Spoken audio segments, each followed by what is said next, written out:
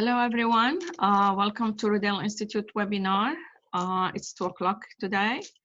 And I'm Gladis Zinati, Director of Vegetable Systems Trial.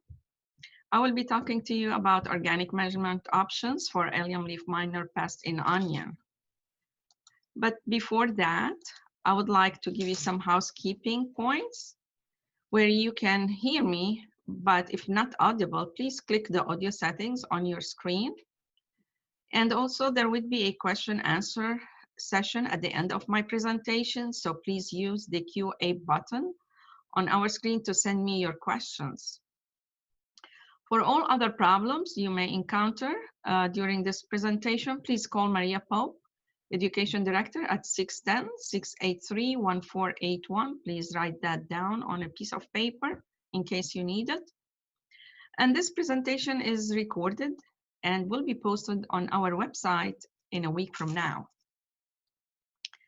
I would like also to acknowledge our funders, the Pennsylvania Department of Agriculture, Wingcoat Foundation, Pennsylvania Vegetable Growers Association, the Johnny Seeds, and the Orange County Community Foundation. The outline for this webinar, it will include a description and identification of the Allium Leafminer pest, and also how you can recognize its damage on the allium plants. As well as I would be talking about the project that we have set in the past 2.5 years about how we can look into optimal or viable options for organic management of the Allium Leafminer, especially to reduce the losses to this pest. And by looking into the different treatments I used, the influence of those treatments on the Allium Leafminer, the yield, the pungency, and the sugars. I will be presenting 1-year data during this webinar, and I also will talk about some of the venues that I disseminate my results and the education methods that I use. For now, I will be shutting off my camera and you will focus on the presentation, and I will reopen it again at this session for a question and answer.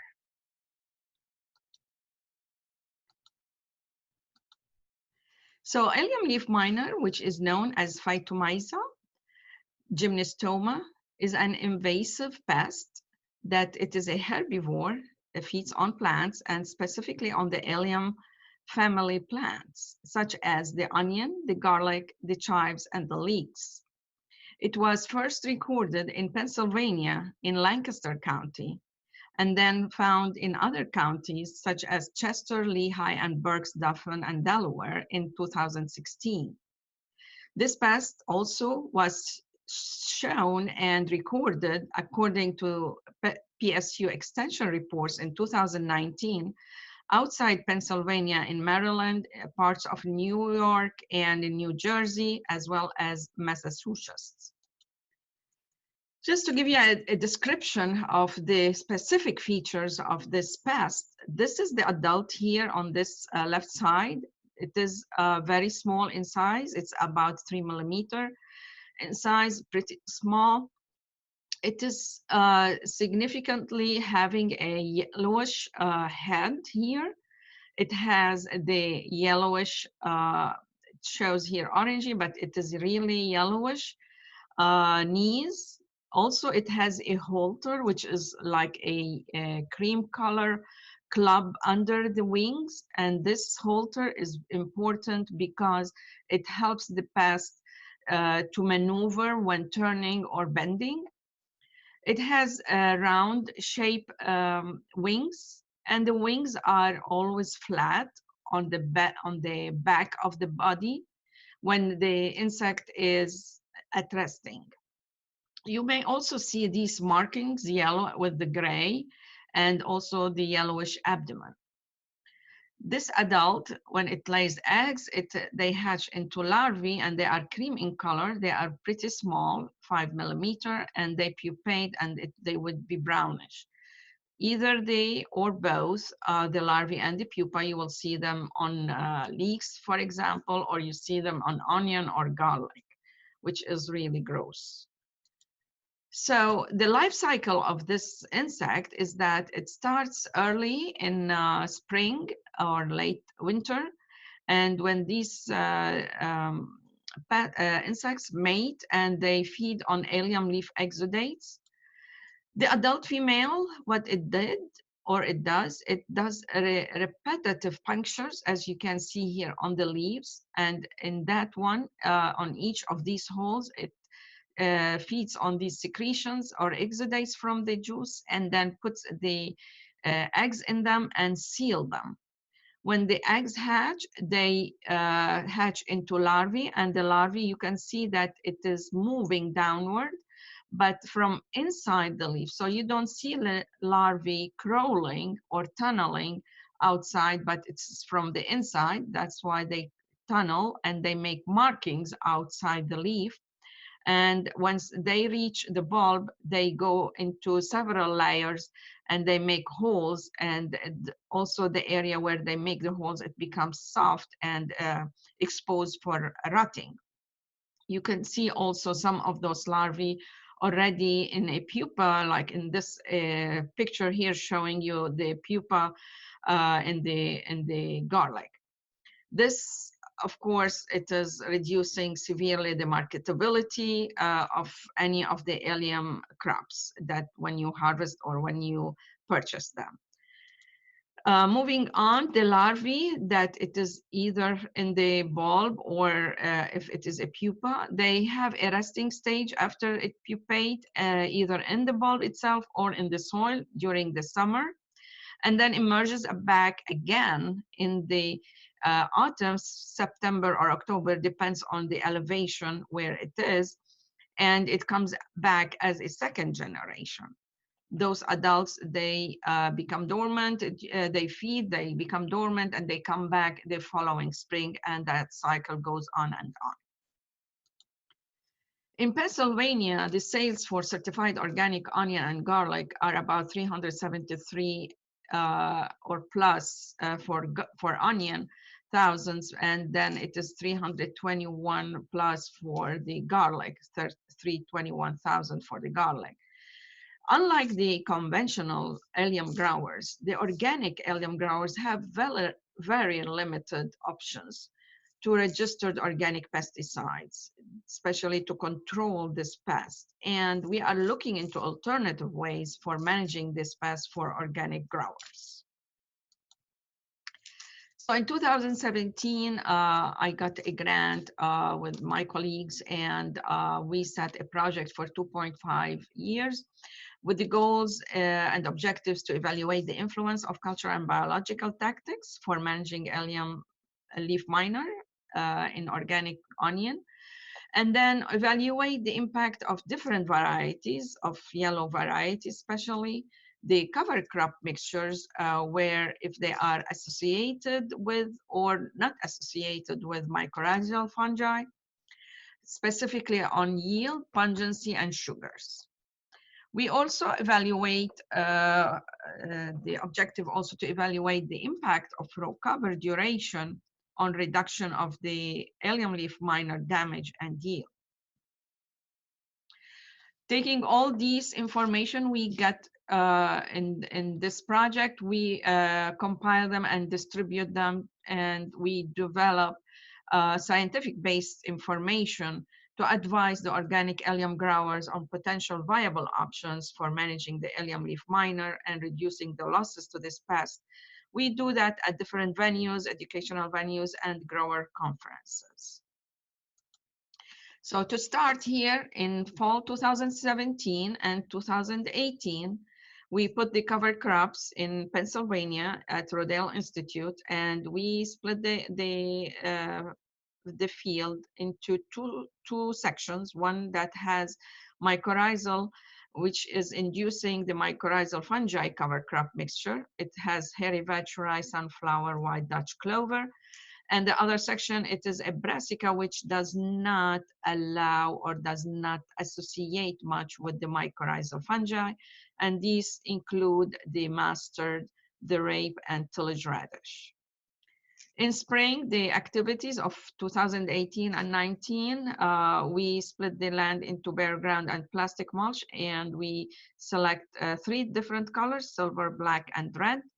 And we use 3 different varieties, Talon, Sedona, and Cortland, based on the surveys that I took during the 2015 and 2016 when I was at different conferences. And these are the ones that most of the growers wanted to address. Of course, there are many others, but these are the areas that we can plan them. And so this is really important to select these 3 based on the recommendations of the growers. I also used as a management practice row covers. So some of those were covered with no cover at all. And one treatment is to cover them for 1 month. Also, I used 1.5 months to assess for yield and allium leaf miner. So in the spring, in March, this is where the land, you will see the area where planted with the mycorrhizal cover crops, and it is pretty dry after snow melting and everything. And still some of it is still alive there, but this is the second area where the plots are all in the Brassica cover crops. So randomly, we'll put and throw these quadrats to collect soil samples, mainly for chemistry and biology, and also to learn about the most probable number. And what is that most probable number? It is about a method to assay or measures the presence or the absence of mycorrhizae in dilution series, meaning these soils that we take here during the season, in early season in March, we want to know how much mycorrhizal propagule are there in the mycorrhizal area versus those in the brassica. Why we need to do that? Because we want to make sure that the brassica area has much lower or nearly nothing, if possible, of those mycorrhizal propagule, so we can assess if that's due to the cover crop or not. So in brief, we take the soil samples, we take a certain amount, and then we mix it with amount that it is already has no propagules at all.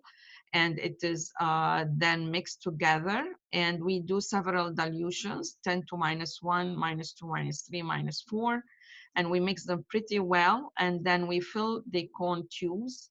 And in each dilution, you see here there are 4 dilutions. In each dilution, we make 5 replicates of it, and each set is replicated 4 times. We do that for the mycorrhizae, and we do that for the brassica as well. In these tubes, we plant seedlings of Bahia grass. Bahia grass is pretty well known that it is a quick plant.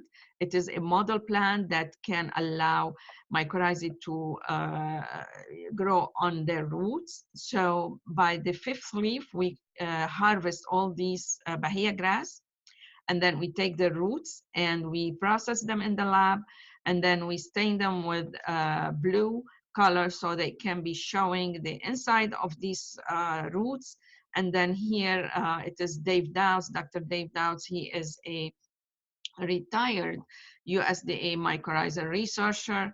He is volunteering here with us to detect and count those propagules in each of those roots. In the spring as well, we established these seedlings in the greenhouse, protected from any elf leaf miner. We make sure that we monitor all these flats of onion with the sticky cards to make sure that we don't have any issues. Also, before we plant them in the field, we acclimate the seedlings outside in cold frames, but also we cover them. This is very important for any grower who wants to plant early, or the season when it is the allium leaf miner is available in their county, to cover those when they acclimate their plants outside, so they don't get attacked before they get to the field. Again, in March, the area that has is dedicated for plastic mulch, we plow it and we prepare it for beds, for plastic beds. For the area for the bare ground, what we did this in the past 2 years, we used what is called a multivator. It is a shallow a cultivator. It is about 4 feet wide. So we can put the 3 rows of onion seedlings and leaving the area next to them to grow again with the cover crops so they can allow more beneficial insects to come in. So here is the plastic mulch where we are using the water wheeler to put the holes in them, 6 inches in between each hole and between the rows as well. So we make 3 rows with drip irrigation, and we planted hand planting mainly because it would be although it is tedious, but it would be much accurate because we have 3 varieties and we have several kinds of row cover, so it was much easier and practical and accurate to use hand planting. Although it is a big team that who was working on these 2 years on planting, it took us about 12 hours from start to finish, and at the end you could see here everybody is happy, especially the assistant manager here, Dan, who really was really helpful in putting all the plastic, and his crew that really worked with us, and the interns and the research team that really helped in putting all this together. So we have a row cover of 0, 1 month, and 1 month and a half. During the season, we monitored for Allium Leafminer adult and other beneficial insects. If they come, we will look at them. So we use yellow and we used blue. And we didn't know at that time which of those colors this pest would be really attracted to, because it was a new pest. It is a new in the area.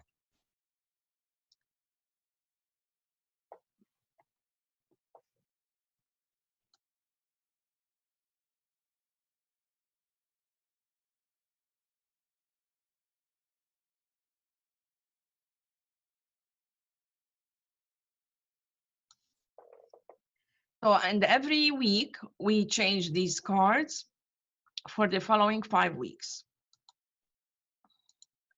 And then we recorded these insects that we found.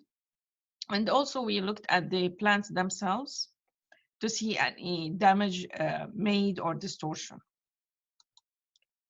Under the microscope, I used also the sticky cards to learn about if the insect is really the Allium Leafminer. I apologize, I have to cough here, so I'm gonna close a little bit.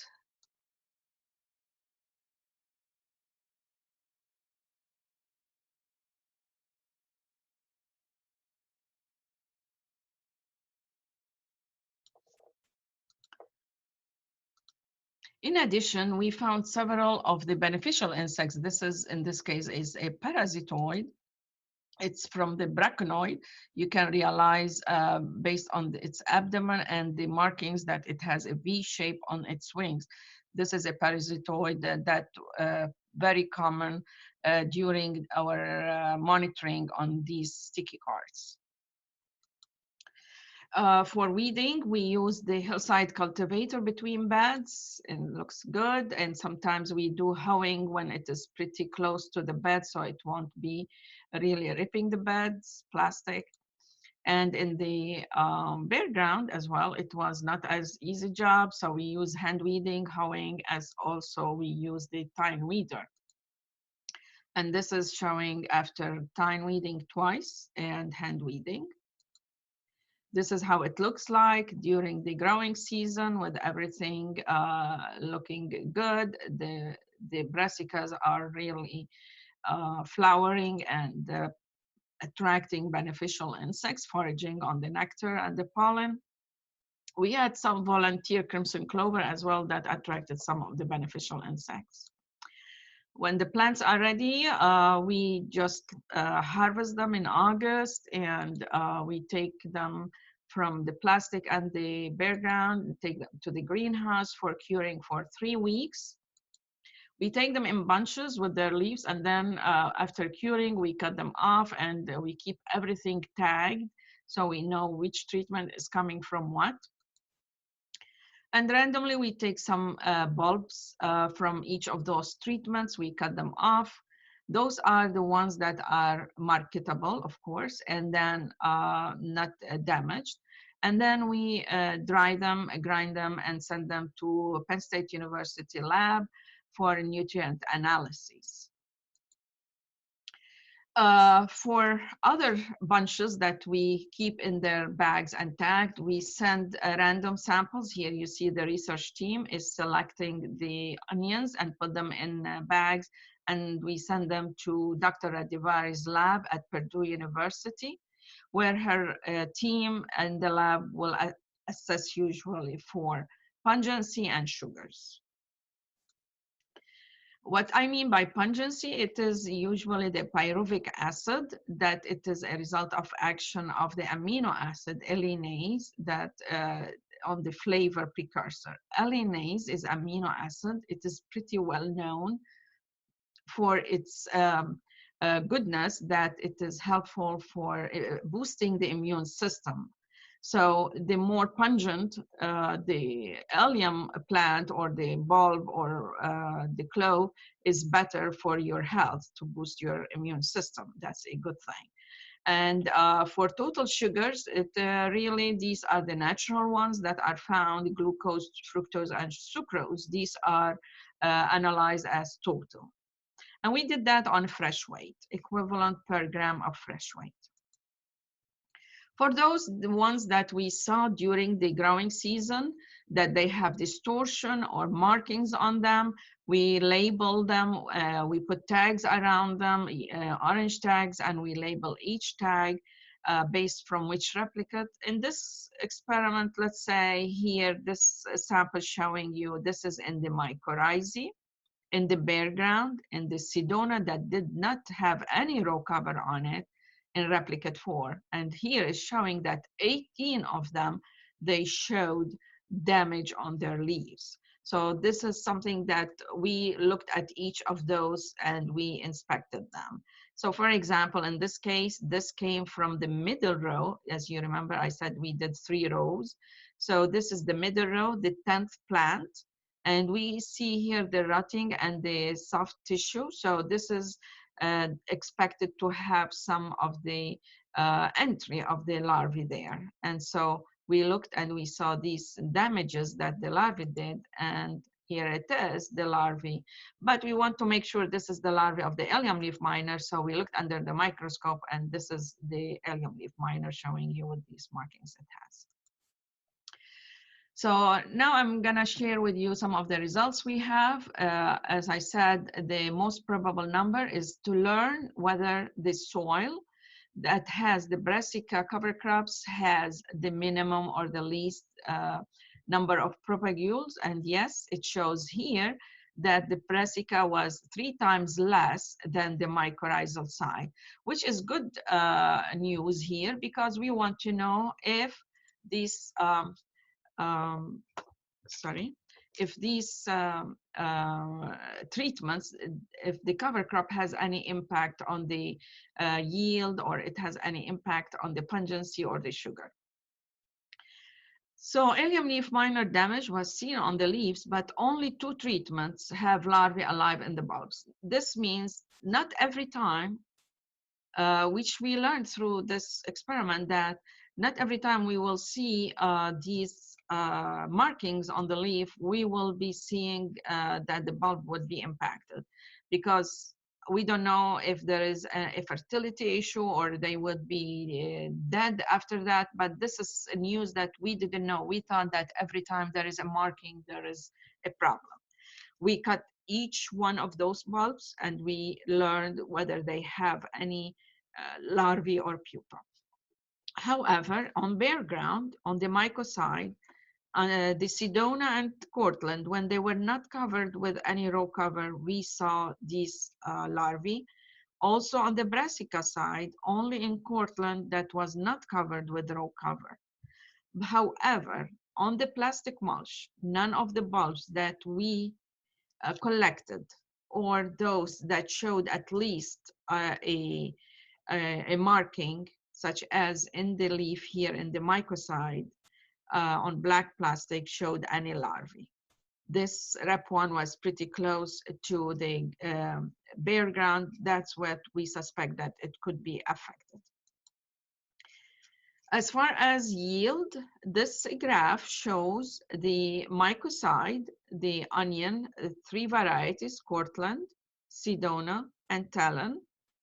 And the different bars represent the black plastic in black, the red in red, and silver plastic in silver, gray.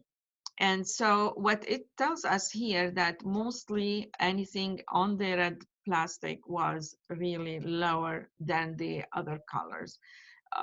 Silver and black, they did a good job in having a marketable yield of onion and the mycorrhizae, about 13 to 14,000 kilograms per hectare.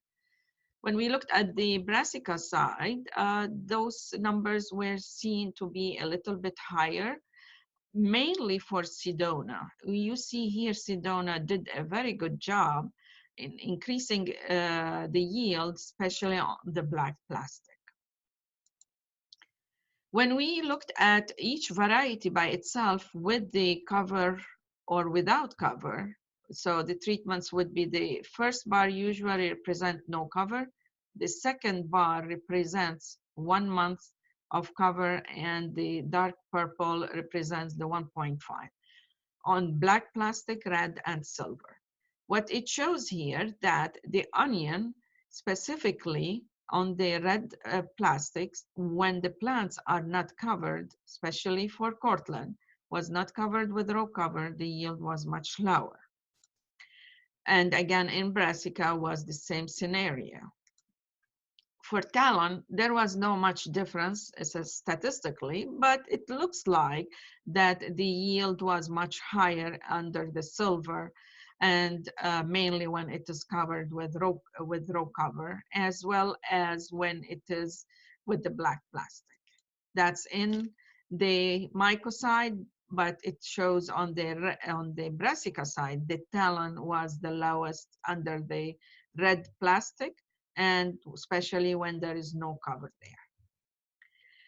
However, Sedona showed a good increase in the black and the silver over the red, and that was significant specifically when the red had no cover on it. In the Brassica side, you could see that the cover of the Sedona for 1 month, we found that it is optimal to have 1 month. We didn't need to have after that 1.5 months. So this would be a good recommendation for a grower that when you put your plants there, could be a row cover can be used. So here it gave a better yield, as you can see here, specifically in the black and in the silver. When they are covered, they are much better when they are not covered in all these plastic mulch. Coming here to the pungency and total sugars, we see that the total sugars and pungency, the variety, they played a role. So they are different in pungency and total sugars across the or among the varieties. Also, the pungency showed that not only variety, but also cover crop play a role and plastic mulch color. So these are the things that we will be looking at. And in this table, you could see in the top here, it is about pungency. BR represent Brassica, M represent the mycoside. In this column, you will see C representing Cortland, S for Sedona, T for Talon. The same varieties for mycorrhizae. And this column represents the bare ground by BG. Sugars are the same letters we used. So what it tells us here on the bare ground for pungency is that Sedona had the lowest pungency, either in the Brassica side or the mycorrhizae side. But also not pungency was low, but also the sugar was low. So Sedona was the lowest in pungency as well in sugar when it was grown on bare ground. When we look at the these varieties across 3 different colors of plastic, what it shows here that all the varieties, when they are in the Brassica side, they were much higher than those in pungency when they are grown in the mycorrhizal side. Give you an example. Under black plastic, it was the pungency 210 versus 117. It nearly doubled. Same with the red, or similar with the silver. And same with the Sedona, and same for the talon. So these are probably here it's showing that when they are on plastic, these varieties in the Brassica, they will be more pungent, more pyruvic acid in them than when they are in the mycorrhizae.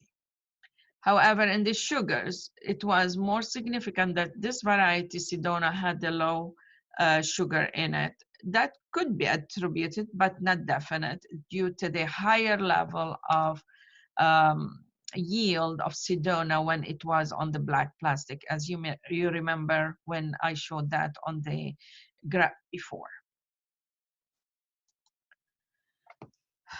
As far as dissemination of the information, we always have annual field day at Rodale Institute. That's on the 3rd week of July. We always invite people, and we always let people know by emails or through our newsletter to come to our field day, where we showcase every project we have. We did that in 2018 and 19 growing season. Here, where I am presenting and showing the different varieties that in bare ground or in plastic, talking about the management practices and distributing a cheat sheet or a small sheet that shows the most important results that we have. Also, we distribute or disseminate these results through other methods, such as webinars. Like today, I have this webinar. I make sure that more people are joining and listening to those people who did not make it to the field day or did not have the method to come to Rodale Institute. But I really encourage every one of you to come to Rodale Institute and see what we are doing here, a good work about the projects that the growers really are interested to see some solutions for. Similarly, I would be developing another presentation and present at the 2020 Mid-Atlantic Fruit and Vegetable Convention, which will be held in Hershey, Pennsylvania. I will have a presentation related to this project, but I will have more information related that I didn't present here. That would be on January 29, 2020. It is under the organic session. So I will be talking more about the Allium Leafminer. So in summary, and some of the points that I like to leave with you for today, that yellow sticky cards proved to attract the Allium Leafminer beneficial insects and were much better than using the blue colored ones.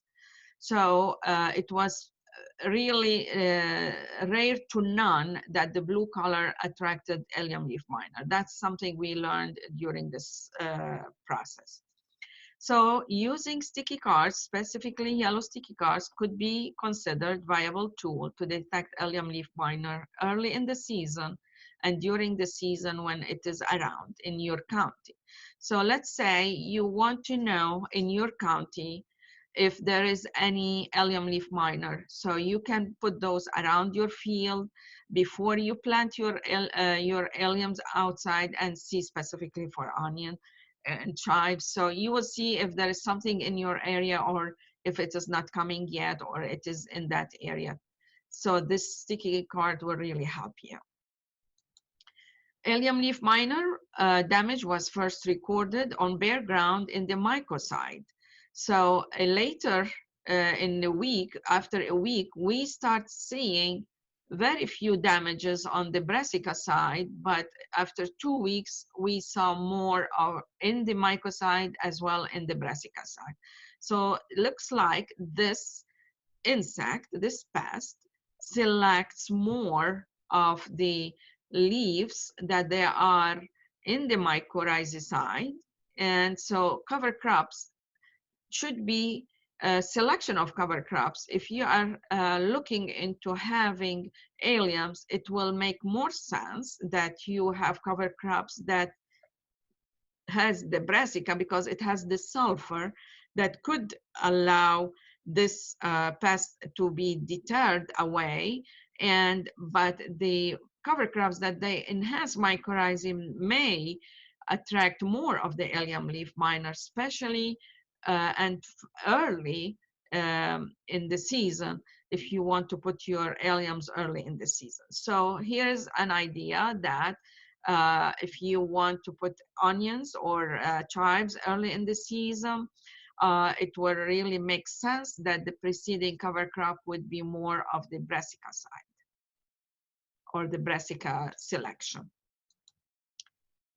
Covering the onion plants was very helpful with row covers. It really reduced the number of allium injury on the plants and increase marketable yield, specifically for Sedona on the Brassica side, when it shows it is on all plastic colors, and Cortland in the red plastic. This means a take-home message here: row covers could be useful to deter first the allium leaf miner from uh, laying their eggs on the leaves of the young seedlings and distorting the leaves and may develop into larvae or pupa in the future, especially when you have your plantings during or early sighting of the allium leaf miner in your county. And that row cover will help you to increase your yield, specifically in Sedona. Sedona and Cortland yielded higher in Brassica side, which is a good sign here that you can use Brassica cover crops that really enhance Cortland or Sedona if that's part of your varieties that you sell or you produce. Also, we have seen that all the varieties were pungently greater in Brassica side, meaning all the cover crop side that has Brassica, the varieties were really high in pungency in the plastic and bare ground. The Brassica cover crop take-home message: if it is used, it enhances pungency in onion varieties. And last is sugars were lowest in the Sedona than those tested varieties such as Talon or Cortland. And sugars vary with varieties. Definitely the management practice, it really affects, but what we have seen here that sugars were only varying significantly with the variety, not with the management practice we had. I would like to thank you very much for attending this webinar. I also want to thank and give great thanks and appreciation for the hard work and care put by our research team and the ASC team that was guided by our assistant manager, Dan Kemper, into this project from start to end. And with that, I would like to thank you all. And this is our this is my email address, and this is my phone number and our address in case you want to come to our field day. I want you also to look forward to see other webinars that I will have like next week on solution for striped cucumber beetle. That's in conjunction with the IPM Institute of North America Organics and the IPM Group. I will be talking more in detail about how we find solutions to striped cucumber beetle. Also join me on January 29 at the 2020 Mid-Atlantic Fruit and Vegetable Convention, Hershey, Pennsylvania.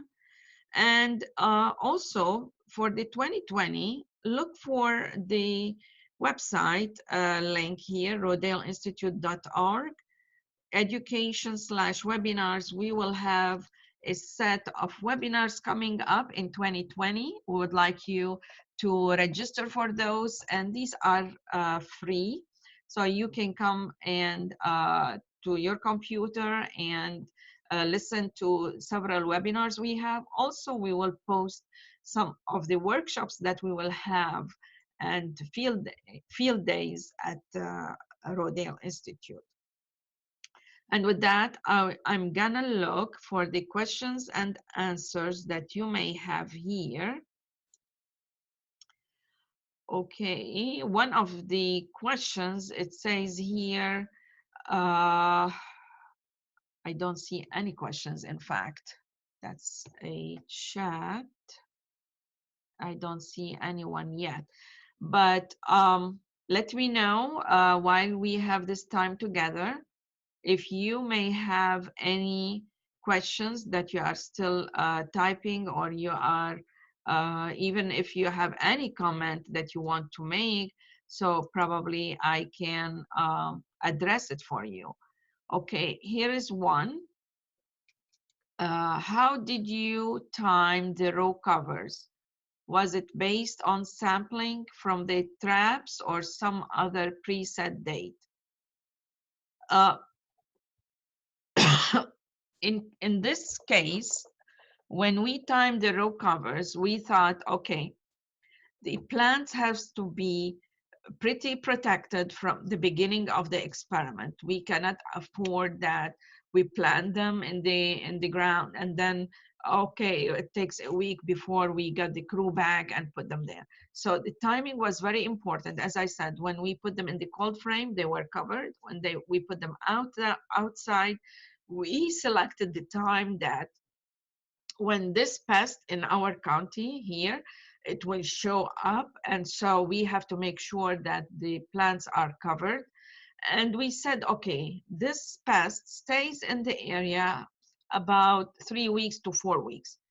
But it was very important that, because we are selecting these yellow varieties, that they should not be longer than 1.5 months, meaning we took a chance for 1.5.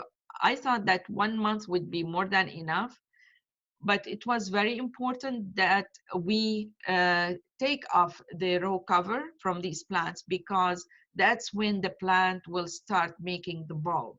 So that was really important, when you know how long it will take, because there are certain number of hours during the day where these plants, like when it starts becoming 12 or 14, they will start making these bulbs. What else okay, there is another question here. It says, are there any plant trials for Allium Leafminer with garlic? Not at the moment. We have not done yet anything related to garlic, but it could be another thing we do in the future, that if we see demand on garlic, we will do that. As I said before, that was based on communication with our Pennsylvania Mid-Atlantic vegetable growers, who were really seeing the problems of mainly on their onion, and they wanted to have some solutions for organically, and we came up with this project. Another question here, it says, do you have any OMRI chemical options? In this case, you could use some chemical options, but in my experiments, I did not use, because at that time when we started, we did not have any options for any organic pesticides. Let me check also if there is any other question coming from here. Not really. That's all for today. If you do have any other question that come to your mind, please feel free to either call me, leave me a message, or it would be much easier if you email me at gladys.zinati@rodaleinstitute.org. You can email me with your questions, and I will encourage you to come to our field days and attend other webinars and presentations we will have in the coming year. And with that, I thank you so much and goodbye.